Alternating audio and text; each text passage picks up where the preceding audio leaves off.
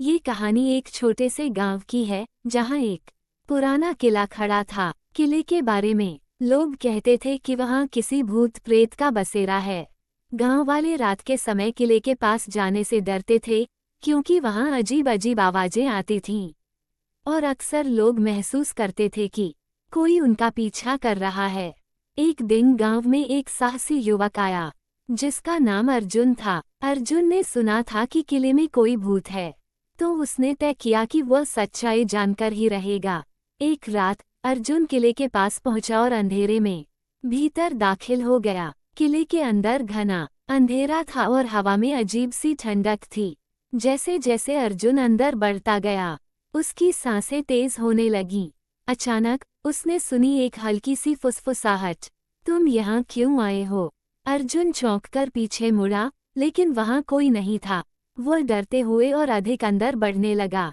तभी उसने देखा किले के एक कमरे में एक धुंधली सी आकृति खड़ी थी। वह आकृति धीरे धीरे अर्जुन की ओर बढ़ी और उसकी आवाज सुनाई दी, तुमने मेरे किले में कदम रखा, अब तुम मुझसे नहीं बच सकते। अर्जुन की धड़कन तेज हो गई, लेकिन उसने हिम्मत नहीं हारी। उसने पूछ लिया, तुम कौन हो?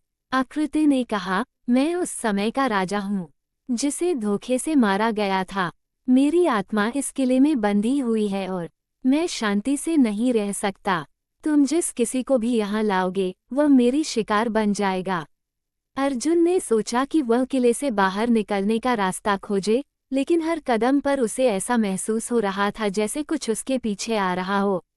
आखिरकार अर्जुन ने किले के एक पुराने कमरे में एक ताले को खोला जिसमें एक प्राचीन किताब रखी थी। वह किताब खोलते ही अचानक एक तेज रोशनी और भूतिया आवाज सुनाई दी। अर्जुन ने जल्दी से उस किताब को बंद कर दिया और जैसे ही वह बाहर निकला, वह सब कुछ सामान्य हो गया। अर्जुन गांव लौट आया, लेकिन उसने वह किला छोड़ने का फैसला किया और किसी को भी वहां जाने की सलाह दी। कहते हैं किले में अब भी भूत का बसेरा है, लेकिन अर्जुन की वजह से वह किताब अब किले में छिपी हुई है, जिससे उस भूत की आत्मा को शांति मिल सके।